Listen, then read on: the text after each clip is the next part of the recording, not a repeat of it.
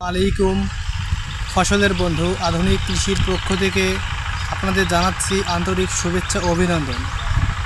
আজকের যে বিষয় সেটি হচ্ছে তামাক। তামাক হচ্ছে কুষ্টিয়ার ঐতিহ্যবাহী একটি অর্থকরী ফসল হিসাবে তামাক চাষ করা হয়ে থাকে। আপনাদের সামনে এখন তামাক গাছ আমরা দেখাবো। দেখতে পাচ্ছেন যে তামাকের 5 থেকে 6 পাতা হয়েছে।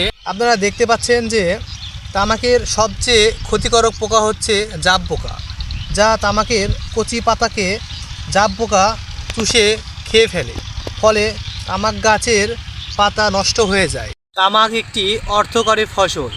আমাদের দেশে অনেকেই তামাক চাষ করে থাকে, কিন্তু কুষ্টিয়াতে তামাক ব্যাপক চাষ করা হয়ে থাকে।